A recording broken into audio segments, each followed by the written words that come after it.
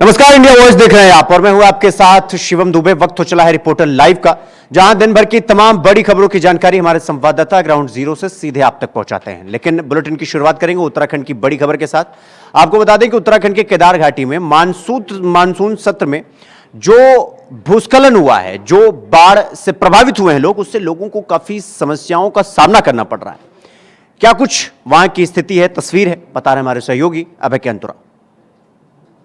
पुष्कर सिंह धामी लगातार आपदाग्रस्त क्षेत्रों का दौरा यहाँ पर कर रहे हैं। कोशिश यही है सरकार प्रशासन की कि जो इस समय आपदा की जद में जो लगा है, जो प्रभावित लोग हैं, उनको राहत पहुंचाई जा सके। केदारनाथ घाटी में जो लोग अभी फंसे हुए हैं, उनके लिए लगातार रेस्क्यू अभियान जारी है। अभी कहा जा सकता है कि इस रेस्क्यू अभियान में अभी तक जो एसडीआरएफ की टीमें जुटी थी, पुलिस टीम जुटी थी, अब एनडीआरएफ भी यहाँ पर जुटी हुई नजर आ रही है। सेना के हेलीकॉप्टर यहाँ पर बुला ली गई, यानी जिन जगहों पर रास्ते नहीं है, जो रास्ते पूरी तरह क्षतिग्रस्त हो सके, वहां पर एयरलिफ्ट करके उन लोगों को सुरक्षित स्थानों पर लाने का काम किया जा रहा है। अभी तक लगभग 1500 से ज्यादा लोग यहाँ पर सुरक्षित स्थानों तक पहुंचाए जा चुके और आने वाले समय में भी ये रेस्क्यू अभियान जारी है। लेकिन चिंता इस बात की है कि जिस प्रकार से भारी बारिश उस क्षेत्र में हुई है, तो ऐसे में वहां पर भूस्खलन की जो घटना है वो लगातार वहां पर हो रही है और प्रभावित लोगों की जो संख्या है वो अभी भी कम नहीं हो पाई है। लगातार राहत और बचाव के काम जारी है, लेकिन प्रशासन के स्तर पर लगातार कोशिश यही है सरकार की और प्रशासन की कि उन लोगों की मदद है वो ज्यादा से ज्यादा यहाँ पर की जा सके और जो इस आपदा की जद में जो लोग फंसे उनको सुरक्षित स्थानों पर लाए जा सके। तो वहीं वाराणसी में ज्ञानवापी परिसर के बाहर गेट बनाए जाने के बाद मुस्लिम समुदाय ने विरोध प्रदर्शन कर दिया और जमकर हंगामा कर दिया। क्या कुछ पूरा मामला, बता रहे हमारे सहयोगी धर्मेंद्र। परिसर में विवादों के साथ ही एक नया विवाद उभर कर सामने आया। वाराणसी ज्ञानवापी मस्जिद के पास मंदिर प्रशासन के द्वारा एक गेट को बनाए जाने के मामले को लेकर के नया विवाद सामने आ चुका है। गेट के मंदिर के बनाए परिसर में गेट को बनाए जाने के चालू होने के कार्रवाई के साथ ही मुस्लिम जो समुदाय के लोगों में यह बात उठी और मुस्लिम समुदाय के लोग इकट्ठा हुए और वाराणसी प्रशासन के खिलाफ उग्र होकर के जो है विरोध दर्ज कराना शुरू कर दिया। जिसके बाद आनंद फानंद में सैकड़ों की भीड़ में मुस्लिमों की संख्या पहुंचने के बाद मौके पर मौजूद वहां पर प्रशासन के साथ ही मुख्य कार्यपालक अधिकारी ने बातचीत का दौर चालू किया, बात किया। काफी लंबी बातचीत के दौरान मुस्लिम पक्षकारों ने कहा कि एक यह कानूनी प्रक्रिया है, जो कोर्ट में मामला बंदिश है, इस दौरान किसी तरह का कोई निर्माण जो है उचित नहीं है, जिसको लेकर के यह जो पिलर बनाई जा रही है, जो गेट बनाया जा रहा है, यह किसी भी तरीके से तैयार नहीं है, जिसको लेकर के दोनों बीच में प्रशासन, मंदिर प्रशासन में और जो है मुस्लिम पर समुदाय में वार्ता हुई और वार्ता के बाद मंदिर प्रशासन ने यह आश्वासन दिया कि गेट के निर्माण को नहीं होने दिया जाएगा, गेट के निर्माण को रोक दिया गया। इसके बाद देर रात तक मामला शांत हुआ। वाराणसी से धर्मेंद्र पांडे, इंडिया वॉइस। तो वहीं रायबरेली में डायरिया और बुखार की वजह से आम लोगों का जनजीवन पूरी तरीके से अस्त व्यस्त हो गया है और इसी बीमारी की वजह से 2 बच्चों की मौत हो गई है और 40 लोग अस्पताल में भर्ती भी। क्या कुछ वहां की तस्वीर है और इस बीमारी की वजह से वहां के क्या हालात है, बता रहे हमारे सहयोगी राजू तिवारी। के कारण लगातार मरीजों की संख्या रायबरेली जिला अस्पताल में बढ़ रही है। बता दें कि लगातार रायबरेली स्वास्थ्य महकमा अलर्ट मोड में देखने को मिल रहा है। इसके बावजूद भी देखा जा रहा है डायरिया और बुखार के मरीज हैं, उनकी तादाद लगातार ओपीडी में देखने को मिल रही है। वहीं बता दें कि स्वास्थ्य महकमे की बात करें तो स्वास्थ्य महकमे के द्वारा लगातार ओपीडी चलाई जा रही है और मरीजों की अधिक संख्या होने के नाते डॉक्टरों की भी संख्या बढ़ाई गई है। लगातार डॉक्टर परीक्षण करने के बाद ऐसे मरीजों को भर्ती करके उनका इलाज कर रहे हैं, लेकिन जिस तरह से अचानक मौसम में परिवर्तन हुआ है, इसके कारण रायबरेली जिला अस्पताल में और जो सामुदायिक स्वास्थ्य केंद्र है वहां भी मरीजों की संख्या बढ़ती हुई देखने को मिल रही है। ऐसे में बात करें अगर रायबरेली स्वास्थ्य महकमे की, तो स्वास्थ्य महकमा लगातार अलर्ट मोड में है और वहीं सीएमओ बीरेंद्र सिंह का कहना है कि हर परिस्थिति से निपटने के लिए डॉक्टरों को अलर्ट किया गया है और वहीं स्वास्थ्य विभाग की टीम भी ऐसे में गठित की गई है और जहां पर अधिक मरीजों की संख्या देखी जा रही है उस गाँव में डॉक्टरों को भेजकर ऐसे मरीजों को चिन्हित किया जा रहा है और उपचार की भी उचित व्यवस्था की जा रही। चाहे सामुदायिक स्वास्थ्य केंद्र हो या जिला अस्पताल हो, हर जगह पे उचित व्यवस्था की जा रही है। लेकिन इस मौसम बदलाव के कारण मरीजों की संख्या बढ़ती हुई देखने को मिल रही है। लेकिन अब देखने वाली बात होगी कि रायबरेली जिला प्रशासन और स्वास्थ्य महकमा किस तरह से ऐसे आपदा से निपटने का प्रयास करता है। Raju Tiwari, India voice, Raebareli. तो वहीं हमीरपुर में बिजली कटौती को लेकर आम लोगों का आक्रोश देखने को मिला है और कांग्रेसियों ने इस पर जमकर विरोध प्रदर्शन भी किया है। इस खबर पर ज्यादा जानकारी दे रहे हैं हमारे सहयोगी रूपेश। कांग्रेसियों ने धरना प्रदर्शन किया। मैं आपको बता दूं, पूरा मामला हमीरपुर का है, जहां पर अघोषित बिजली कटौती को लेकर कांग्रेसियों ने प्रदर्शन किया और बस स्टैंड में जाम भी लगाया। और जाम जैसे ही लगा तो तुरंत पूरी पुलिस विभाग मौके पर आया और जाम खुलवाए। इसके बाद जो कांग्रेसी हैं वो विद्युत विभाग भी पहुंचते हैं और एक्शन से मिलते हैं और वो मांग करते हैं कि जो अघोषित बिजली कटौती हो रही है उस पर रोक लगाई जाए। और जो किसान है यहाँ का भूखा प्यासा मर रहा है, वैसे भी ओलावृष्टि से शिकार रहता है दिन किसान, तो उसी को लेकर उन्होंने कहा कि जो किसान है उनको विद्युत व्यवस्था और जो ट्यूबवेल हैं उनको सुचारू रूप से चालू किया जाए। इसी को लेकर आज कांग्रेसियों ने प्रदर्शन किया और उनकी मांग है कि अगर ये बिजली कटौती नहीं बंद होती तो आगे भी वो प्रदर्शन करेंगे। इंडिया वॉइस से रूपेश गुप्ता, हमीरपुर। दिल्ली में भारी बारिश की वजह से 3 छात्रों की मौत हो जाने के बाद से जौनपुर का प्रशासन भी अब अलर्ट मोड पर आ चुका है। क्या कुछ है पूरा मामला, बता रहे हमारे सहयोगी विवेक। कोचिंग सेंटर में जलभराव के कारण 3 छात्रों के मौत के बाद अब जौनपुर प्रशासन सतर्क हो चुका है।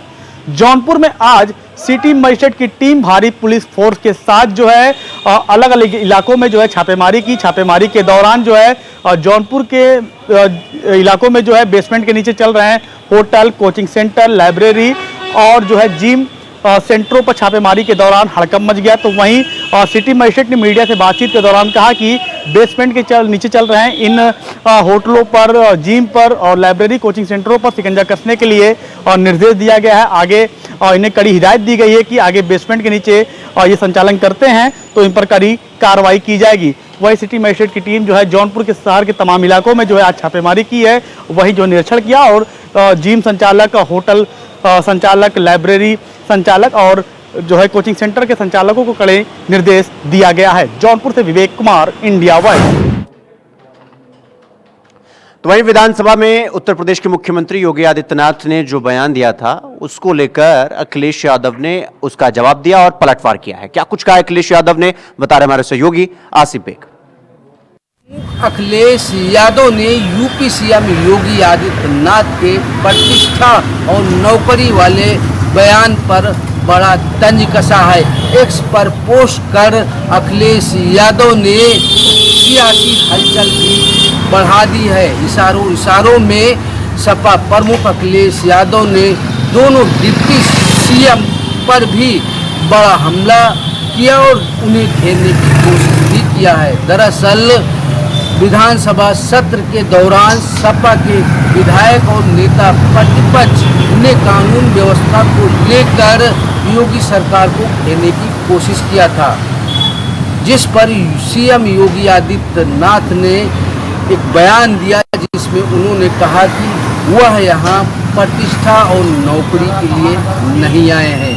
यूपी सीएम योगी आदित्यनाथ के इस बयान को लेकर सपा प्रमुख अखिलेश यादव ने बड़ा तंज कसा है।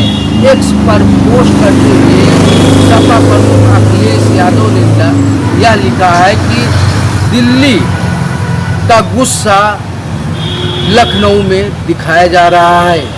एक्स पर पोस्ट में सपा प्रमुख अखिलेश यादव ने यह भी इशारा किया है कि डिप्टी सीएम ब्रजेश पाठक और केशव प्रसाद मौर्य की वजह से यूपी सीएम योगी आदित्यनाथ कहीं न कहीं दिल्ली से गुस्सा है और जो उन्होंने अपना प्रतिष्ठा और नौकरी वाला बयान दिया है वह विपक्ष नहीं बल्कि अपने ही मंत्रियों को लेकर यह बयान दिया है। अखिलेश यादव के इस पोस्ट से सियासी हलचल भी तेज हो गई। हालांकि लोकसभा चुनाव के बाद सियासत भी बदली बदली नजर आ रही है।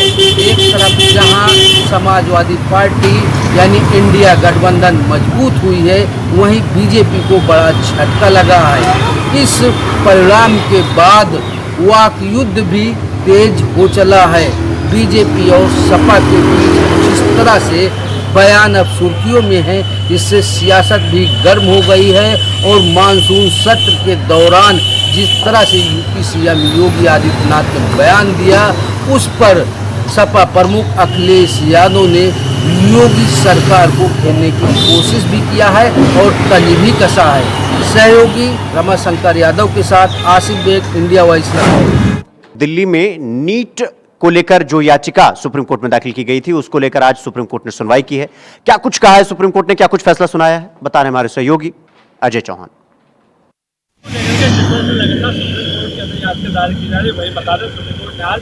उन परीक्षाओं को रद्द कर दिया जिस परीक्षा को लेकर छात्र लगातार धरना प्रदर्शन कर रहे हैं कि परीक्षा दोबारा करी जाए, लेकिन सुप्रीम कोर्ट ने कहा कि अब कोई परीक्षा नहीं होगी, जिस मार्क्स आए हो उन्हीं का रहेगा। अब देखना है कि आखिरकार किस तरह से उन बच्चों ने विरोध प्रदर्शन किया, सुप्रीम कोर्ट पहुंचे। सुप्रीम कोर्ट ने आज सुनवाई में साफ साफ कह दिया कि अब कोई परीक्षा नहीं होगी, आने वाले समय में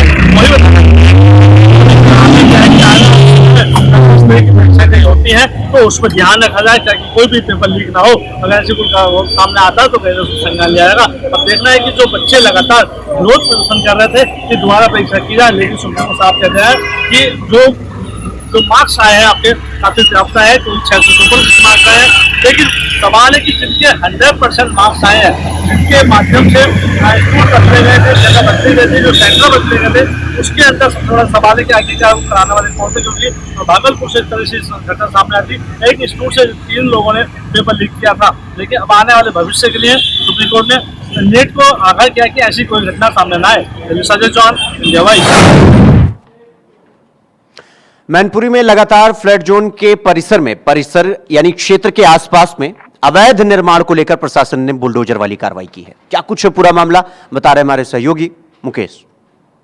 फिर चला है योगी जी का बुलडोजर। जी हां, आपको बताते चले मैनपुरी के लगातार ईसन नदी के जो आसपास डूब क्षेत्र है उन पर निर्माण कार्य काफी तेजी के साथ किया जा रहा है, जिसकी शिकायत जिलाधिकारी अविनाश कृष्ण सिंह से की गई थी और लगातार अधिकारी भी इस पर लगातार लोगों को चेतावनी भी दे रहे हैं, मगर लोग हैं कि सुधरने का नाम नहीं ले रहे हैं। अभिषेक कुमार सदर एसडीएम और सीओ सिटी अशोक सिंह चौहान अपनी पूरी टीम के साथ ईसन नदी पुल के पास जो निर्माण कार्य हो रहा है उसको रुकवाने के लिए पहुंचे थे और नगर पालिका की और राजस्व की टीम भी उनके साथ थी, जिसके बाद उन्होंने हो रहे निर्माण कार्य को लेंटर डालने की तैयारी की जा रही थी, जिसको रुकवा दिया गया है। तो वहीं बुलडोजर से भी थोड़ा सा जो एरिया था वो गिरा दिया गया है और चेतावनी दे दी गई है कि दोबारा अगर आपने निर्माण कार्य किया तो उसको पूरा ध्वस्त करने का काम करेगा बुलडोजर। और अधिकारियों ने जो लोग वहां प्लॉटिंग कर रहे हैं या मकान बनाने की तैयारी कर रहे हैं, ऐसे लोगों की सूची बनाई है और उनके विरुद्ध कार्रवाई किए जाने की बात की जा रही है। फिलहाल राजस्व टीम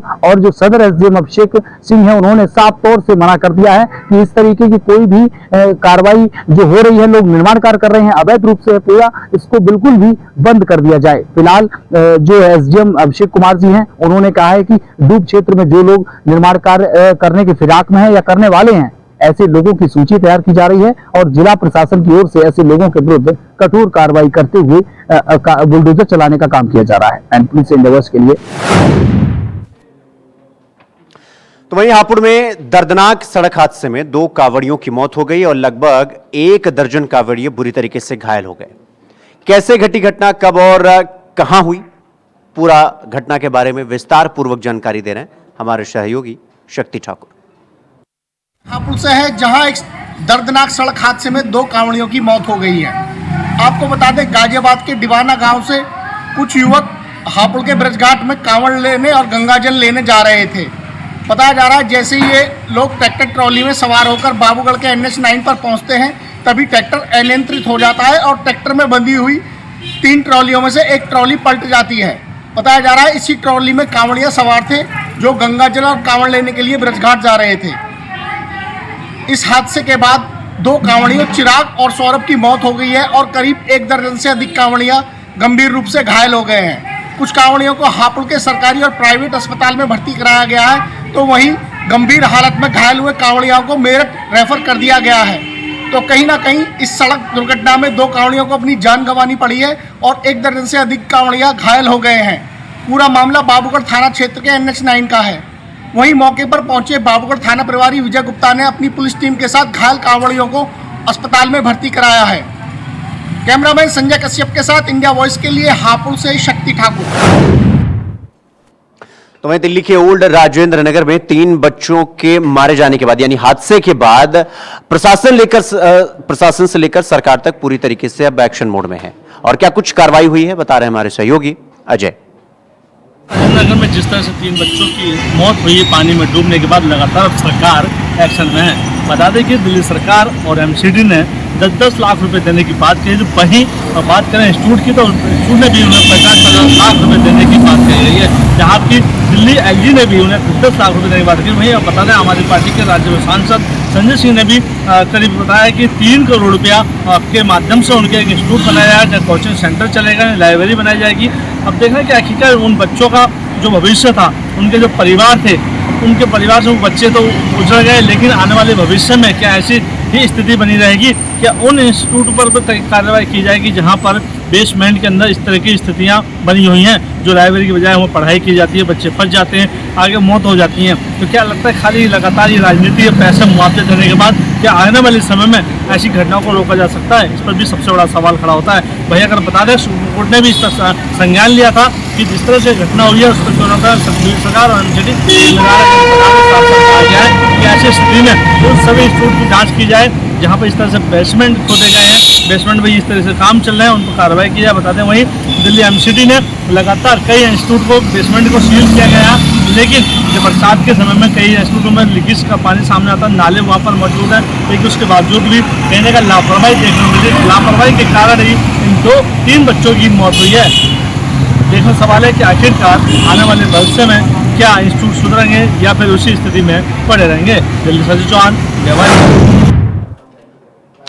खबरों में आगे बढ़ेंगे। हमीरपुर में 1 दिन का वेतन काटे जाने के बाद सफाई कर्मियों ने प्रदर्शन किया और उनकी मांग है कि हमारा वेतन कटौती क्यों किया गया। क्या कुछ पूरा मामला हमारा बता रहे हमारे सहयोगी रुपेश।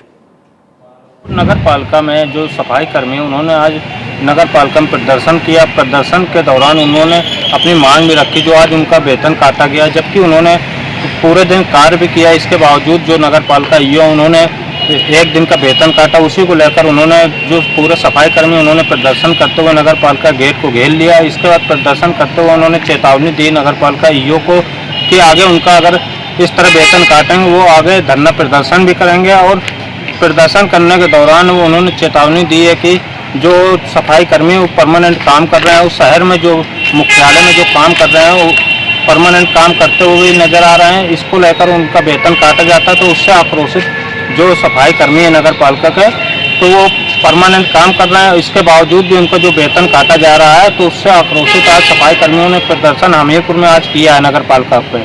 इंडिया वॉइस से रुपेश गुप्ता, हमीरपुर। तो वहीं जौनपुर से इंडिया गठबंधन के सांसद बाबू सिंह कुशवाहा के यहां ईडी बुलडोजर लेकर पहुंच गई, लेकिन ईडी को बुलडोजर लेकर जाने की क्यों जरूरत पड़ी और क्या कुछ कार्रवाई करने गई थी ईडी, बता रहे हमारे सहयोगी आसिफ बेग। रेशम घोटाले के आरोपी रहे सपा सांसद बाबू सिंह कुशवाहा पर ईडी ने शिकंजा कसते हुए बड़ी कार्रवाई किया है। राजधानी लखनऊ में ईडी ने बाबू सिंह कुशवाहा की करोड़ों रुपए की जमीन जब्त कर ली।